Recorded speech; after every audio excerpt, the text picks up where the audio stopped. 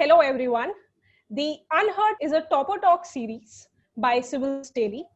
In this series, we'll get a sneak peek into what is the journey from being an aspirant to becoming a topper.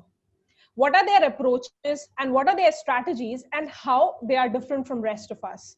And today we are in conversation with Ronak Agarwal. And before we start the interview, there are some three things that you need to know about him. Number one is that he got All India rank 13 in UPSC Civil Services Examination 2019. Number two, he writes really awesome poems. Number three, he is one of the most humble guy you'll find out there. So am I right, Ronak? Ma'am, I hope so. Ma'am, just incidentally, yesterday, a friend of mine, she shared me a poem of Rudyard Kipling. The poem was, I think everyone must have heard it. If you can dream but not make dreams your aim, it's like that. And then the last line of the poem is, and on that day you will be a man, my son. It talks about how you can walk with the crowds and keep your virtue, and how you can sit with the kings and yet not lose the common touch. That is the main thing. That is actually beautiful, Ron. So so before I put up my first question, I'll read out some fact for the people who are actually viewing this interview.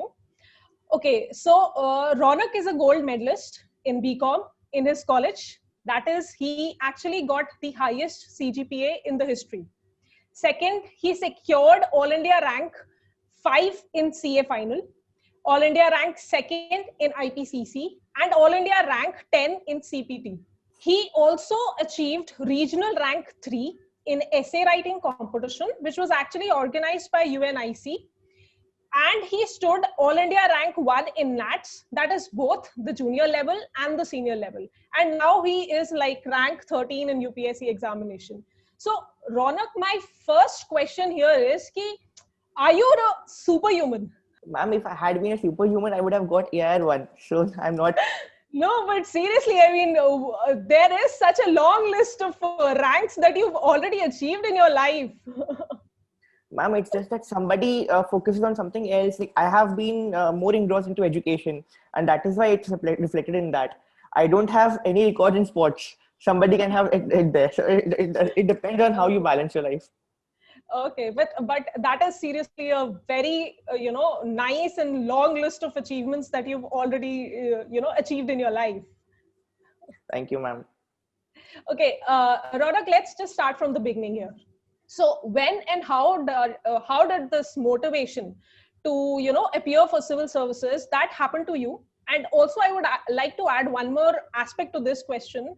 That is, what are the strategic interventions that were made by people in your life, like your friends, your parents, or some other mentors during your preparation times? Ma'am, I come from a business background. So we had not heard much about civil services, first of all. Secondly, moreover, I'm from Bengal, so the craze is already quite less here. But my grandfather, although he was not that educated, he had done his schooling till class 6 or 7. But he used to write awesome letters, and everybody from around Calcutta used to come to him to get a letter written. And at those times, letters were something which is very important. He always had a keen mind. He told me that you can earn lots of money through business or whatever professional course which you want to follow. But the satisfaction which you'll get and the prestige which you'll get in civil services is something which is unparalleled. And at that time, I got to know about this. I researched on this, and then I had made my mind that if possible, I'll go for UPSC. But ma'am, since this is a very difficult exam, I thought of having a backup in my hand. So I completed my CA, my CFA, and then I went for UPSC. So that after around 29 or 30 years of my age, if I see that I'm landing nowhere in UPSC, then I'll have something in my hand. I won't go into mental depression. So that was my basic idea for this. And what about some people who actually, inspired and made some strategic contribution to your journey here? Ma'am, like there are 3 different classes of people. One is the very closest to my immediate family, mother, father, and my grandmother. The second is the extended family, and third is the friends.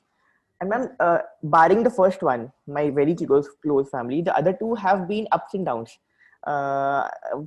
Because, and it happens with everybody. When you are giving the first attempt, everybody will be saying, oh, you'll become an IAS, you'll become an IPS after a year, aisa hoga, vaisa hoga. But just the moment when you fail in your first or two attempts, this entire conversation becomes topsy-turvy. Now they start saying that you're sitting back at home, you're doing nothing, you've wasted your life. So ma'am, the main thing is that not to get perturbed by anybody of those, because they are not talking to you. They're talking about what you're doing in your life. So it doesn't matter at all. But yeah, there are some people, some very close friends of mine, some very some very helpful teachers of mine who have been have been there for me at every stage of life, and that is what is important. And to everybody also, I would like to say that this exam is all about attempts, because it's not that you can crack it in 1 or 2 attempts, and those who can do it, they are really either lucky or they are very intelligent. But for the normal people, it's better that you keep in your mind that it is going to take attempts. People might point fingers at you, but rather not look at them, and take the perseverance into study. That's the main thing. Yeah, so true, Ronak, so true. Okay, Ronak, now that you've finished with your journey, especially the preparation journey for UPSC Civil Services, so can you just reflect back and tell me what is the best part of that journey, and how did you as a person, not just academically I'm talking, but you as a person evolve through this process? Ma'am, the entire syllabus of UPSC has been the best thing about it.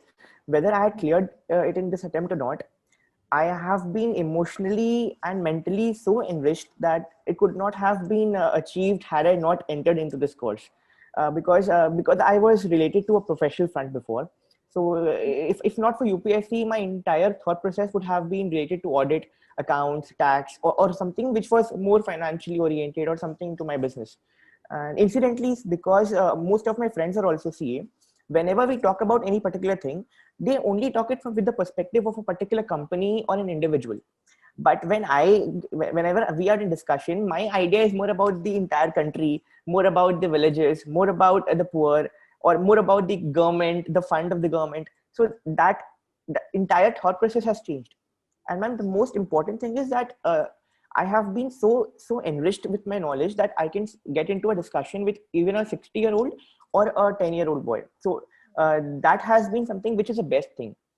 And that is the main thing which shows how I have evolved as a person, from being engrossed into mundane thoughts into some higher thoughts, and having that virtue that I can do something good for the people whenever I am in service. So is it the journey that you enjoyed the more, or is it the final result or the end that you're rejoicing more? Ma'am, both. Because had I not had the pain of the journey, the result would not have been that sweet. So true. So true. Okay, since you talked about the pain of the journey, so Ronak, my next question here is that you actually failed to clear prelims twice, right? Yes, and before I ask you your strategy for what prelims it was, Ronak, just tell me, how did you handle the pressure of that failure? Because it does not matter how big or small your failure is. I mean, failure affects each and every individual in a different way, and we all handle that failure in a very different way. So what was that failure for you, and how did it affect your mental health, and how did you manage that? Ma'am, before expressing how I dealt with my failure, I would just like to say one thing, that whoever is entering into this course for the first time, he or she should make his or her mind about two most important things. First is that I might not be able to clear it in the first attempt. So that if in any case I get a setback, I'm not disheartened by it that much. And second is that the UPSC has 3 different stages: prelims, mains, and interview. And all the 3 exams test different areas of your expertise. Prelims is more about objectives and MCQs. Mains is more about analysis and answer writing and subjective views. And interview is actually personality test. So a particular person might not be good at each and everything. Many people say that if you could not clear prelims only, then what will happen aage? But the thing is that the mains and interview are not dependent on how good you performed in the prelims. Similarly, if somebody is very good at answer writing, he or she should not be sure that I'll manage for sure because I'm so good in the answer writing, I'll get a rank. But before that, you have to clear prelims, wherein you might be weak. So one is that evaluate where you are strong or weak, and then work accordingly. One more thing is that which I did, which was my mistake in the first attempt. I was quite naive. Because of my past history of getting good marks, I thought that I could clear in the prelims at least in the first attempt. But because I was weak in it, although I was weak in it, I did not ever did anything to make myself strong in it in the first attempt. So give mocks, evaluate yourself, be sure that you're going to clear prelims, then only work hard for mains. Many people do one thing is that they start writing answers from September onwards without even giving mocks, without even analyzing whether they are going to clear prelims or not. If you're getting less marks in your mocks, work harder in prelims, mains can be handled later. One is this. Second is about mental stress. Ma'am, whether you have a backup or not, after you fail once or twice, that stress is something which is quite natural. Although I had a backup of CA, although I had ranks in CA, many people might say that even if you had not cleared it, nothing must have happened to you. I would just like to say one thing. My rank, which I had got in my CA finals, that was valid only for the next 6 months. After that, it was as good as clearing it in 10 attempts. Doesn't matter at all. If I fail now and I go to the job asking, go to the market asking for a job, nobody will give me. Already I am 4 years back. The new syllabus has been gone. I'm just giving my example to say that whether you should not get demotivated by seeing that some other person has lots of options in his or her hand, and I am the one only dependent on this, because everybody is ultimately under the same roof when somebody enters into UPSC. More importantly, try and get somebody whom you can talk to. It can be your parents, it can be your friends, your teachers, anybody whom you can trust, so that you can vent out your feelings and there's somebody to listen to you who knows you that you have potential. It's just that you might be having a bad time. That is the most important in dealing with stress. That is a very nice point that you made here, Ronak, that people usually have this perception that if people have a backup, they will not suffer that kind of a mental depression or mental stress. That is not true, actually, because the very idea of failure revolves around, even though you have the kind of backup that you talked about.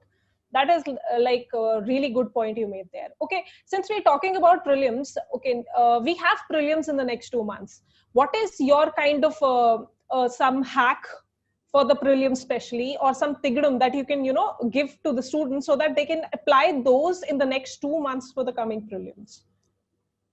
Ma'am, one is I don't have anything of my own, because I have asked many people and I'm just telling you the gist of all that. One is that try and solve the past year question papers of UPSC itself, because they have a particular mindset, and when once you solve all of them, you will get a hang of it.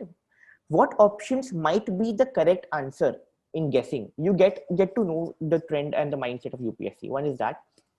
Second is even if we have 2 months, I have had a talk with a couple of juniors of mine. They are saying I'll give the first mock after a month, after I've completed my syllabus. So just one thing, if you give your mock when just 15 or 20 days are left for the prelims, how can you improve upon your scores? So you're giving a mock just to know whether I'm going to pass or not. It's useless in that case. So better to give a mocks now, right away. Evaluate what is your strength or weakness. See whether you are good at current affairs, whether you're good at guessing, whether your knowledge base is really strong, and whether what you're thinking is right is right. If you're getting to know that no, my guesses are getting wrong, try and take less guesses. If you're seeing that, for example, I know that answer option C is definitely correct, but it turns out to be wrong. It means that your knowledge base is either flawed or you're forgetting things. So evaluate yourself now and work upon them, so that after 2 months, when you sit for the real exam, you might have improved a little bit. Even 2 marks improvement is a good improvement. So that is an important thing. And about Because Ronak, the pattern of the prelims has actually drastically changed, especially from 2017. I mean, the kind of questions that are coming, they are very difficult to find in your usual books, right? The basic material.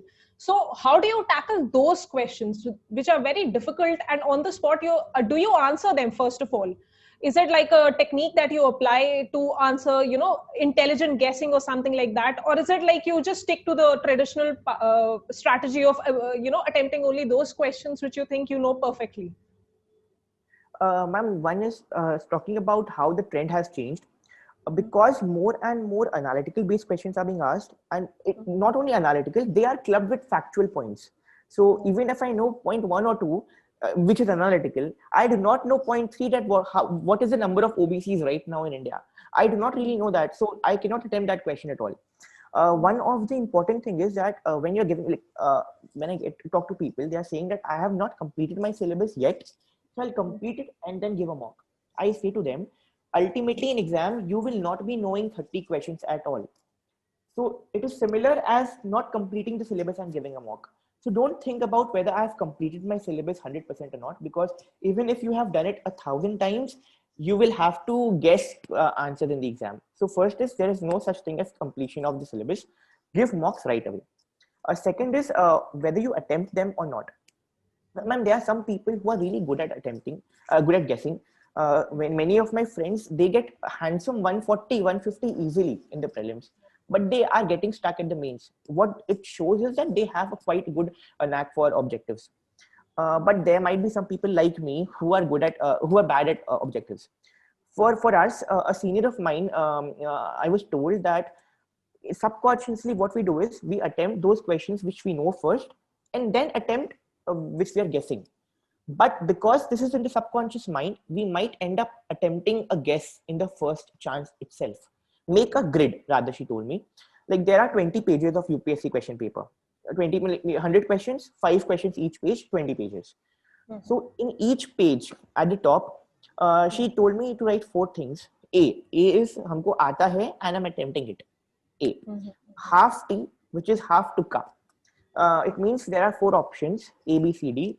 I'm confused, it's either A or C. That means I'm confused, either half, either A right away or C right away. So half tukka, it's either half is correct or half is wrong. The other is one third tukka, wherein there are 4 options. I am confused that either 3 of them are right, 1 is definitely wrong, and the 4th one is full tukka, FT, a total blank guess, which is 6 cents. If you do it in this pattern, now when we are reading the first for the first time, we do not always attempt all the questions just in one go. We have to read the entire paper twice or thrice. So when we're reading in the first chance, we are attempting the questions. Suppose question number 1, I am sure the answer is C. I mark C, not in the OMR, just in the question paper. Now question number 2, I am doubtful, it should be either A or B. So I'll make a circle in question number 2, and out of A and C, like whatever you want to follow, I'll make an arrow. It's either these. Then 3, 4, 5. 5 questions done in the first page. Now I will count what is the number of A's, which is I am sure कि वही answer है. Suppose I get it 2. 2 are those which I'm very sure कि it is right, हमको आता है, and I've attempted it. After doing the entire 20 pages, count the number of A's. Suppose it comes out to be 40, for example. 40, so you are getting 80. But on the conservative end, let's assume 75 score is what we are getting from the A questions. Now, assuming the cutoff is 105, I need 30 more marks. Then we go for the half tukka. Half tukka mein I have attempted all 30 questions I have attempted. Applying probability, 15 is right, 15 is wrong. So 15 ka 30 I get, and 15 wrong ka 10 deducted. So 20 more I'm getting. So I have already scored 95. Now I need 10 more. Then I go for the 1/3 tukka. So if we follow this pattern, then we are minimizing the risk of making wrong guesses and minimizing the number of guesses which we are making.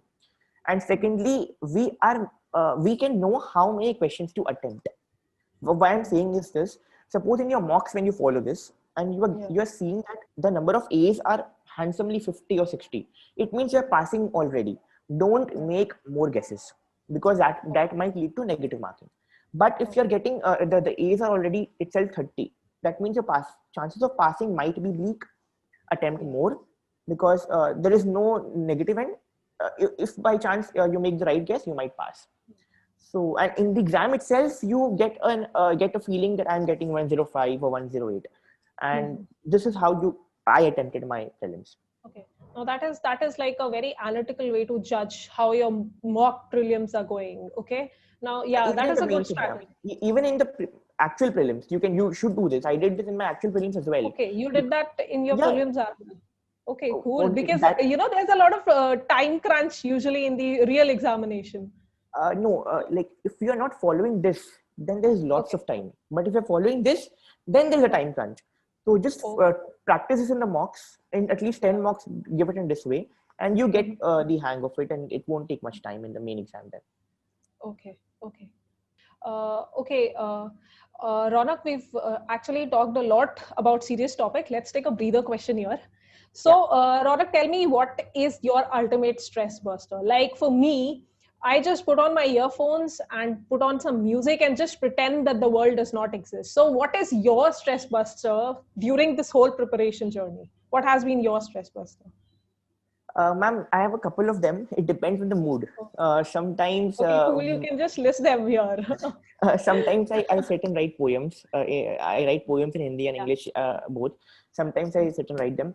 Sometimes I go and watch YouTube ka videos. There are lots of videos, not study material, anything. TVF is there, AIB is there. Lots and lots of channels are there. I see them. Sometimes I turn on my Netflix or Prime Videos account and watch a series, 1 hour, 2 hour, whatever. It depends on how much time I have. So yeah, I have a couple of them. I'm more of no sports person, so yeah, सब कुछ indoor वाला काम करते हैं. So you did balance. I mean, you did had a balance here in your preparation, right? Not exactly a person who's completely studying for a lot of hours, or is it something like you had a strategy here? Okay, I'll study for this many hours, and then I'll have some breather space here, or something like that. What was your plan here? Ma'am, I did not ever plan कि I will study from 8 to 9, from 9 to 10 Okay. breakfast, 10 to So 11. you I did not never have did that. that big schedule. Usually Like, not aspirants has that 9 to 10 breakfast, then you have 10 to 12 optional, something like that. never at all, never at all. And one more important thing, what I did was I took 10 minutes naps. And Okay. I did it really freak. My mother used to tell me, you are an old woman who always takes a nap after every 2 hours. But I do that. The reason being, after you take, and it is a proven technology. Rather, even in Japanese and US companies, they are giving nap breaks to the employees in the office. This is why I'm telling this is, rather than rather than talking to people or watching something on net, if you just sleep for 10-15 minutes, it will rejuvenate your mind in such an awesome manner that when you sit back to study, you will feel I'm studying the next day and your mind is totally fresh. So I used to sleep 3 or 4 times for 10 minutes a day. That was really helpful. And I did not have that routine ki I will do this, I will do that. Never at all. I just had made my mind that, for example, like for a week, I need to study this much. I'll complete, suppose, a book in a week. According to whatever, how much I'm studying, how much I want to study today, I used to compensate the next day. Just I need to fulfill my weekly targets. That's the main thing. Whether I study 2 hours a day today or 12 hours a day tomorrow doesn't matter at all. Nice talk. Now, one thing I really actually, I'm able to understand from your talk is you have a very scientific approach towards the paper. Like this Japanese technique you're using, then even your, the way you prepared for prelims, that is also very scientific and analytical. So that is, new, very nice strategy to go out with this paper, who's actually very subjective. Ma'am, actually, this Japanese technology which I'm saying, I just used the Japanese word to validate it. My Yeah. basis was not Japanese. I wanted to sleep. Okay. That was the main thing. But I am validating that concept by quoting a Japanese example. Nice, yeah, no, nice, Ronak. Acha, Ronak, let's get back to our paper again. Yeah. So, see, mains is the real deal ultimately, right? After you clear prelims, it is the mains which is going to hold key for your success here. So, whenever we think about mains, there's this first thing that comes to your mind is answer writing, and that is like the latest fad in UPSC right now. I need to answer you. I need to answer, need you to answer what was your strategy towards answer writing, number one, and also note making with respect to mains. Okay. Talking about answer writing, Yeah. one thing is important that every aspirant who is writing mains should know that almost everybody knows the basic stuff. It's not that somebody who has cleared prelims, if I know 5 points and somebody knows 4 points, it means I am ahead. It doesn't matter at all. What matters is how you're adding an X factor to your answer. So, for example, if any particular question is being asked, let's talk about agriculture system of India, any question regarding that. Mm-hmm. any person can quote some very common data and facts. We can write that 50%, more than 50% people are employed in agriculture, and it contributes only 16 or 15% to GDP. This is something which is well known. Everybody will know that. Now, whether what is the land occupancy rate, some of the agricultural census or Niti Aayog Action Agenda ka report, India at 75, what is the aim? Then Ashok Dalwai Committee doubling farmers' income by 2022. These are some of the facts which everybody will be knowing, but might forget to quote. So if I am quoting these 5 facts one by one, then these unique facts all together will elevate the level of the answer. So the one thing is that try and include as many dimensions to a particular answer as well. Many people say you are writing a GS3 answer, you stick to economy. Not necessarily. If the topic is agriculture, I'll write about SDG 3, SDG also. If talking about 1, 2, everything is involved in there. We talk about poverty, we talk about hunger, everything will be involved in agriculture. Then we can quote some quotations if you want. Like what I did was I had made 2 separate documents. One was regarding statistics, the other was regarding quotations.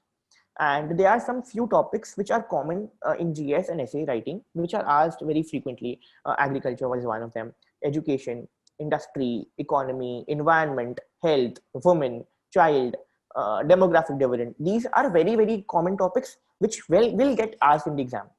For international relations, what I did was on each of these, I had collected some statistics and I did not devote any separate time to it. While I'm reading something, a current affair magazine I'm reading, if I get something which might be useful in my statistics page, I just go on my laptop or in my pen and paper and write that there. So in this fashion, after 2 months, your entire PDF or Word document is made. It has lots of statistics about everything. Similarly, quotations. And quotations are really important, not only in essay writing, but also in your mains. I had quoted like around in every paper, I had used one quotation in 2 or 3 questions. For example, I have given this example in other videos also. Like in GS2, international relation questions are being asked. At least 1 or 2 questions will be asked. So in one of them, you can start with a quotation that in foreign relations, there are no permanent friends and no permanent enemies, only permanent interests. If you just start your quotation with this or end your answer with this, it will add a flavor to the answer. So these are some things which are important. Secondly, how do you correlate so many topics while you see a question? It's not necessary that you see a question and everything comes to your mind. What I did was, I did not practice answer writing before prelims. After I had completed my prelims, I practiced. I did not write even one answer before prelims. Rather, for main preparation, I did not start it at all. I had just completed my optionals, and the other topics like social issues, governance, ethics, I did not do anything before prelims. All I did after prelims only. Also, these documents of statistics and quotations, I made everything after prelims. So when there's a hype or myth that you have to write every day 2 answers, right from November or December, it depends on the person to person, and nobody to say whether you should write or not. Just complete your syllabus, be sure of your prelims, and only then you do that. I was not sure of my prelims, so I focused better to complete prelims first. That was my idea. Okay. One more thing which I would like to say is try and write in points. Read the question. The question sometimes has many parts. If there is a question, how do you evaluate the current education policy, the national education policy of India? Question mark. What role can it play in future generations and capitalizing demographic dividend? Question mark. Critically evaluate. Full stop. Now, this question itself has 3 parts. You have to answer and address each and every part in your answer. So try and give subheadings to each part and explicitly tell to the examiner, I have answered all the 3 parts, first of all. It gives you coherence in your mind as well. Now, even within a particular part, write in subheadings or sub points. Underline the important points. And if possible, incorporate word diagrams. For example, if you're writing pros of advantages or positive points of national education policy, you can make a box and make lines like this, and then write the points, or branches like this. These will make your answer more eye-pleasing, will save your time, and more importantly, it will give you more marks, because the examiner is seeing the same thing 1, 2, 3, 4. This is a different approach, and that might help. you use that approach even in ethics. I mean, you wrote, Yes, usually in a lot. ethics, there's a controversy between writing paragraph or point wise. So in I even always in write in ethics points. paper. Yeah, in only points, no paragraphs. Okay. Points means not that one liner points, Okay. descriptive points, but Okay. underlying points. If possible, give a subheading. And I use black and blue pens actually. For subheadings, I used black pen, and for the main content, I use blue pens. But most people cannot write with both pens in that time. Yeah. So if you cannot, no problem. You write with a blue pen or black pen, underline it with that pen itself. That gets reflected and it's highlighted. Cool, Ronak. And okay, you talked about using a lot of data in your answers and quotes in your answer. Usually, whenever this kind of advice we are giving to students, the first question they actually put up is, we cannot remember so many facts, or we cannot remember quotes. They'll usually like, it's better to not write quotes than writing wrong quotes, something like that. So, what was your did you keep a file with you, something that you kept on revising, or what was it? Ma'am, suppose I have already 5 pages of quotations accumulated with me. So now there are various topic-wise explanations are given. So when I am reading a topic on agriculture, it has 10 pages. Just when I see that page, I will recall what all facts I know. I will not see that document. First, I'll recall what all facts I know. If I'm forgetting a fact, I'll open my phone and see the facts. Secondly, I'll recall what all quotations I know at that point itself. If required, I will write those relevant quotations and facts on top of that page. So I have cross-referencing here. I'm not doing anything very technical. What I'm just doing, I am recalling that at that point and writing it there.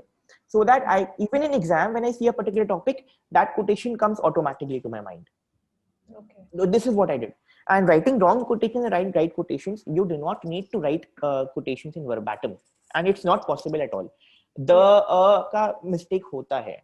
Just make a point that the main content does not change and the important words do not change.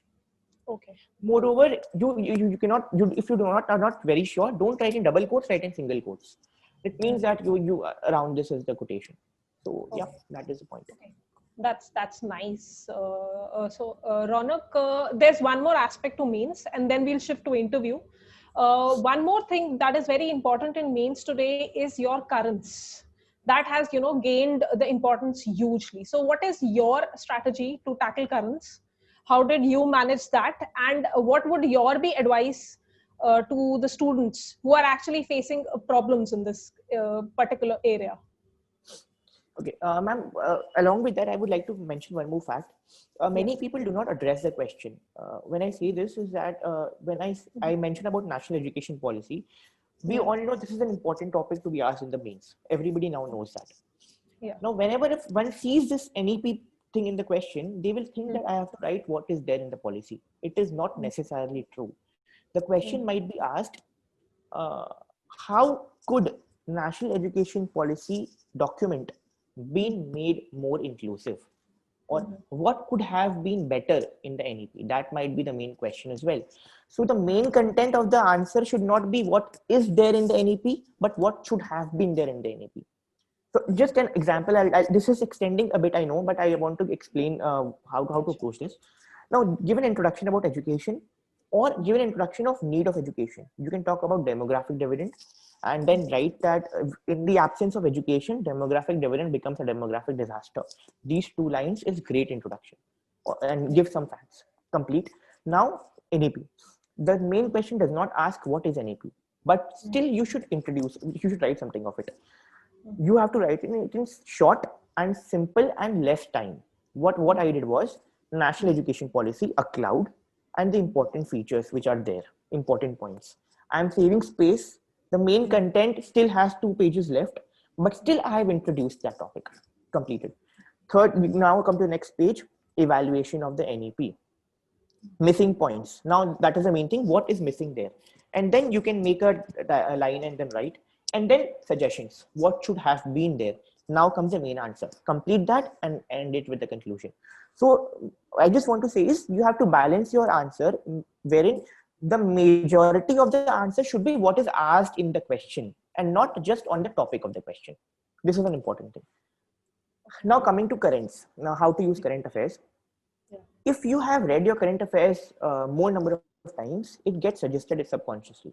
That is important. And when I said about that statistics ka point, that document, when I'm writing those statistics, wo kya hai? Those are current affairs only. So I am channelizing all the current affairs topic wise. First is that how can you remember that? Second is whenever you are even when I started practicing for my answer writing, I did not start just started writing at the first time. After prelims for 2 weeks, I just read what is there in the question and how it should be answered. Because if I do not know what is to be done, I am always great in my own eyes. So my first answer is also something which is worthy of getting a 10 on 10. So first know what is to be written and then write. In this pattern, you can understand how to use current affairs in your answer writing. Okay, Ronak, now we're done with mains questions. We've done with prelims. Now let us take interview questions. Let's start with a breather question first. Okay, in the mock interview which you gave at Civils Daily, now that was a really hit video, by the way. I just went through that video and various comments on that video. So I'm going to list out two comments which were like the most popular comments, and I need your reaction on that. All right. The first comment, which actually received more than 100 likes, was that that means you, actually reminds me of Raju Rastogi, that is Sherman Joshi from Three Idiots, especially the interview scene. Yeah. And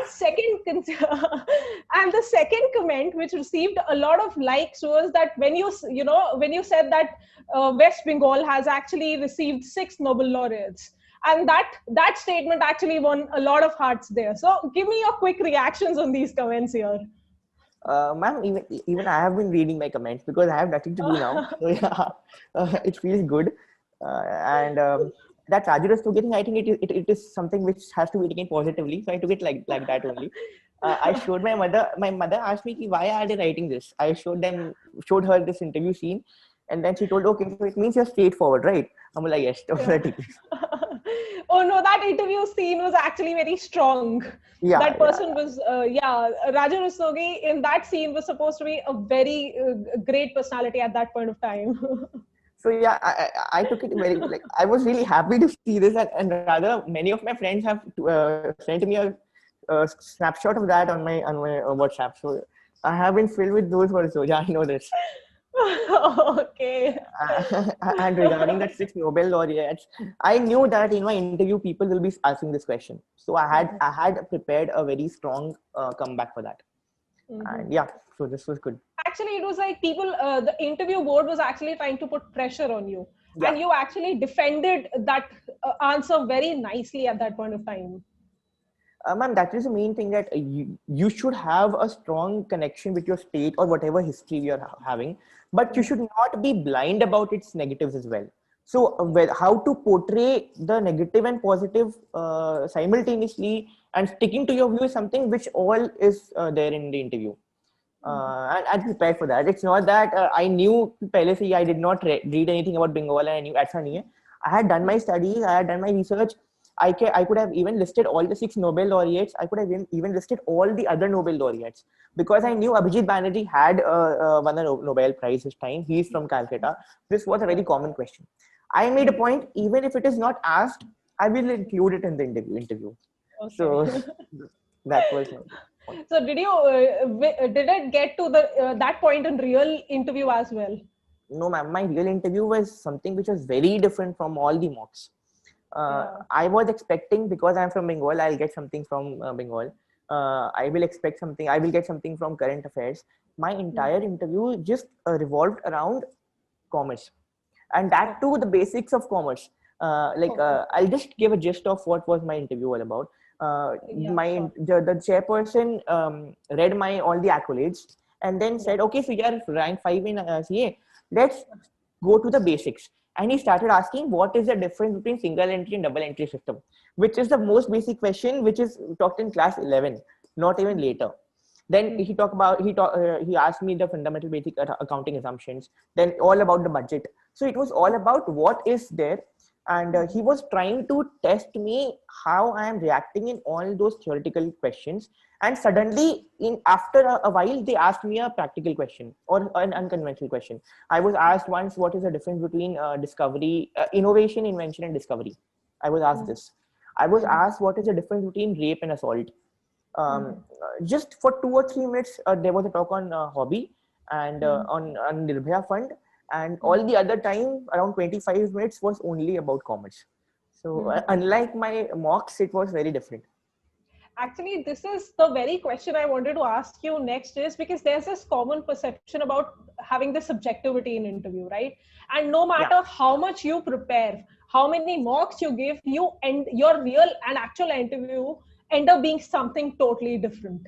So my question here is, like, what was your strategy here? What were the things that now you feel that you did right for the interview? Like, you think that this is something that I did right, and which actually, really helped me in my real interview. Okay, ma'am, the thing is that interview is personality test. So they are not asking you questions, they are just judging your personality. So one is, if you know the question, how strong-willed are you to stick to your point? Because if they find you very confident, they will try and counter your points. How you answer them is important, and an important part of your personality. Second is how confident you are. And third is, if you do not know a question, how are you tackling this? This is the main gist of the interview. So you cannot portray your fake personality for 5 or more than 5 minutes. After a certain point of time, you have to reveal yourself. So better to develop your personality for the interview preparation. What I did was, I had studied thoroughly. It's not that I did not do my homework. I did everything. I read about my my profile, about my schooling, about my college. Like, my address is Bidden Row, for example. Then even about Bidden, I had read. A senior of mine, she was asked about pin code. Her pin code was, for example, 1 lakh something. They asked, okay, your pin code is itna. How is the pin code derived? Explain with example of this. So it's you cannot be prepared for every answer in the interview. So being prepared for the interview is being prepared for your personality. That is most important. And what helped me in my interview was, I'll just give an example. Be observant. That is most important. In my interview, I was asked that which poet inspired you the most in writing poems. I told that no one inspired me to write, but if I'm asked who inspires me the most today, it's Rabindranath Tagore. Now, because my interview was very questions based on what, I myself volunteered and said that in the sitting area where we were made to wait just an hour before, on all the walls there are paintings hung, but on one wall, only one wall, there's a poem hung. The poem is Where the Mind is Without Fear, and it is by Rabindranath Tagore, and that is one of my most favorite poems. Just incorporating this in the interview made the entire board laugh, and the panel member very cunningly just brushed apart the topic and shifted to Nirbhaya Fund. So this might give me an edge. So I'm just saying that try and use your own strong points there. Somebody might be strong in facts, say all those things. Somebody might be good at conversations, include that. So it depends on your own personality. That was what my idea is. Okay, Ronak, you talked about your high in the interview, right? That Rabindranath Tagore incident that happened there. I want you to talk about your low in the interview, because whenever there's a low in the interview, it's very important to have a quick thinking, because if you are not able to change the scenario very fast, your whole interview actually goes downhill. So tell me give me an example of low in your interview, and how did you manage to get out of it as soon as possible? Ma'am, in my interview, there were many lows because I told you my interview was factual. They asked, whenever I'm answering the surface level question, they are digging deep. So there might be a very deep point which I do not know. And it happened quite a many of times. I just simply said, I'm not really aware of that, sir. Simple, no problem. They shift to the next point and forget that you do not know. What I did was, I made up my mind. I have said so much, it means I know things. Even if I do not know, this doesn't matter. The interviewer will do every bit to make you comfortable. They're not as strict as it is shown in the mocks. Not at all. They're very calm, and they will make you comfortable. So if he or she is trying to make you comfortable, why are you being harsh on yourself? Be happy I have answered so good, and shift to the next question. Like I told you about this invention, innovation, discovery. This was right after he or she asked me a very technical question which I did not know. So this was a second no which I had to say. So I said, So I'm not really sure of what all the three things, but if you allow me to guess, I can try. He said, okay, try. So I have made myself clear, I do not know. Agar ye wrong hoga, then don't judge me negatively. I told that first of all. Then I tried, and whether it was right or wrong doesn't matter. He said, okay. That was the main thing. So this is how you try. Even in your mocks, the main thing is how to say no. The main thing is to try. Even if you do not know, try. But don't beat around the bush. Try anything. We have read so much in the exams. We can at least try.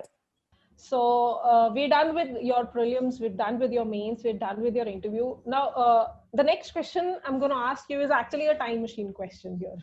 Okay, so let's take a hypothetical situation. So you get an access to a time machine and you are allowed to go back in time, and you have this opportunity to meet Ronak, and he is now starting to prepare for this examination. What guidance are you going to give to Ronak at that point of time? Ma'am, have you seen Star Trek? Yeah. Sci-fi. You have seen that? Okay, good. Yeah. There is a Captain Picard in it. You must have Yeah. heard of him. And there's a Q continuum. In one episode, Captain Picard dies, and the Q comes to the captain and says, I will give you a wish. Go to your youth and correct a mistake which you have done. Captain corrects it.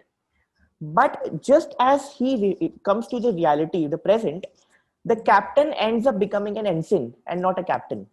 And the Q explains it to him that you became a captain because of that mistake of yours. Since you have corrected it, you are no more a captain. So you would, just take that journey again if you ever had that opportunity. Yes, ma'am. Yes, ma'am. Because I have committed some mistakes in my prelims, first or second attempts. But if I had not gone through those failures, I might not have been as good or whatever I am today. That is the main point. So it's fine. I'm happy. It's so nice. Like the very third point I talked about you. You're so humble, Ronak. That is so nice about you. Okay, now, so this is my last question for you. And this is not actually a question, but it is a request to you, because your hobby is writing poem. Now, I was wondering if, you could, recite one of your poems for us, for the people who are watching in this interview, please. Okay, ma'am. There's a poem on women empowerment. I'll say that. I use it in one of my essays as well to introduce that. Nice. Her face is covered, her lips are bound. Little do we know her role profound. We call her a Devi. Her motherhood we preach, but all a propaganda, a conflict of breach. Give her the right, give her the might. She will rise like an eagle beyond your sight. That is so beautiful, Ronak. That is actually so nice. I myself is a very big supporter of women empowerment, and that poem was actually so beautiful. Thank you. So, Ronak, it was really, really nice meeting you. And I would like to congratulate you and really wish very best for your new journey. And I really wish that, you contribute to the growth, development of this nation, and, bring a lot of, compassion into the services as well. And I would actually like to request you to write a guest article outlining your detailed strategy for Civils Daily, and also if you could join Habitat to provide one-on-one guidance to the aspirants. Sorry, and it and was really actually, nice. I was thinking about, the thing is that many of the students have told me to write a strategy of that. So I might even write a Quora article, and I'll forward the same to you. No problem in that. I haven't done anything. I'm not on Quora. I'm no blogger, but I'll try, and whatever I can do, because I have suffered for 3 years. Whatever I can do to help them. No problem in that. Sure, Ronak. Thank you so much. Thank you, ma'am. It was my pleasure. Thank you so much. Subscribe to our YouTube channel and press the bell icon on the YouTube app and never miss another update from Civils Daily.